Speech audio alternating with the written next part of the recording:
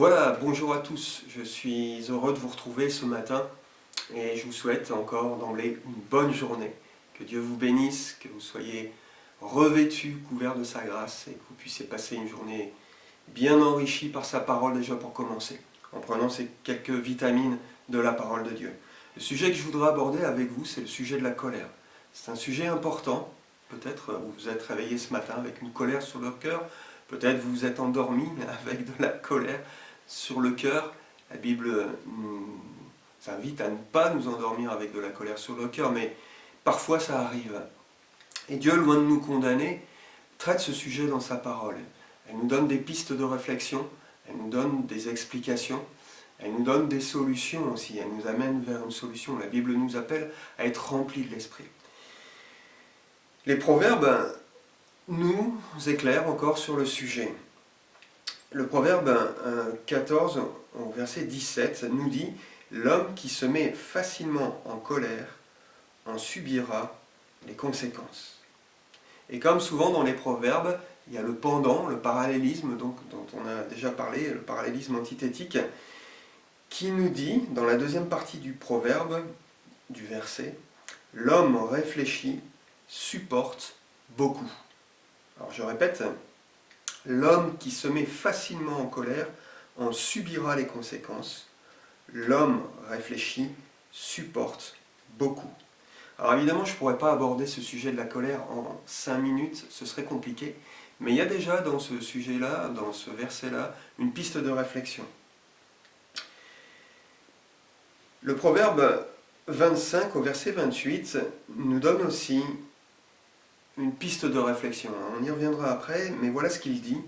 Une ville forcée et sans muraille, tel est l'homme qui n'est pas maître de lui-même. Une ville forcée et sans muraille, tel est l'homme qui n'est pas maître de lui-même. La colère, c'est un sujet important. Elle peut avoir des conséquences, comme on vient de le lire dans le premier proverbe, des conséquences dramatiques dans une vie. Des hommes, parfois, se laissent aller à la colère et ça devient une habitude. Et ils projettent cette colère de façon violente dans leur entourage, ça peut être sur leur épouse, et on peut entendre, et on peut arriver à des situations dramatiques telles que le meurtre, la violence exercée sur une épouse, le meurtre, et puis cet homme finira en prison. Et ce sont des circonstances et des conséquences dramatiques, comme le dit très bien le proverbe, l'homme qui se met facilement en colère en subira les conséquences. Encore une fois, ce n'est pas une fatalité. Alors qu'est-ce que nous apprennent ces deux proverbes qu'on vient de lire ? Une ville forcée et sans muraille, tel est l'homme qui n'est point maître de lui-même. Une ville forcée et sans muraille. Et ce verset nous montre très bien qu'il y a un rapport de force entre ce que la personne est et une puissance qui surgit, comme une armée qui vient investir une ville sur laquelle il n'y a pas de muraille, pas de frontière, pas d'obstacle.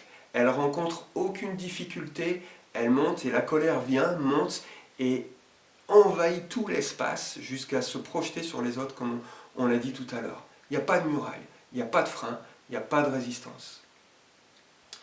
Il ne faut pas qu'il en soit ainsi. Et si Dieu nous donne cet élément dans sa parole, c'est pour nous donner des pistes de réflexion. Donc il s'agit, vous l'avez compris quelque part, de construire des murailles.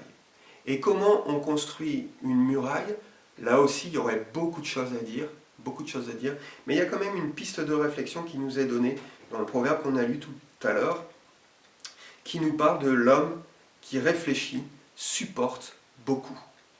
Alors, c'est une piste de réflexion. Mais l'homme réfléchit, supporte beaucoup.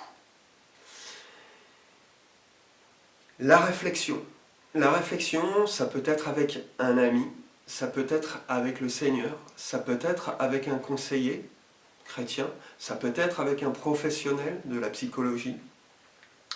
Mais engager une réflexion. Le Saint-Esprit, bien sûr, quand on connaît Dieu et quand on connaît la vie de l'Esprit, est peut-être ce conseiller précieux.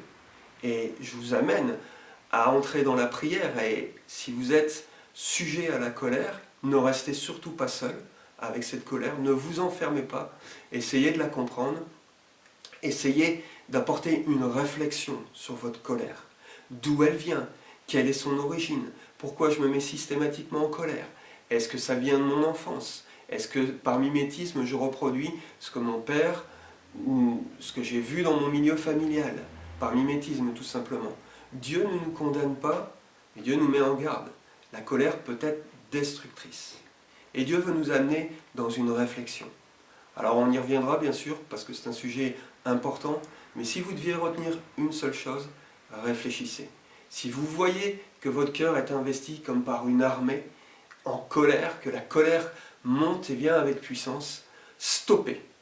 Exercez une résistance par rapport à cette colère, à cette puissance qui monte, et interrogez-la.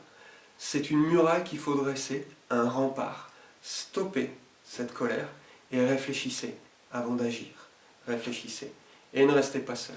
Voilà, je vous souhaite une bonne journée, que Dieu vous bénisse. À bientôt.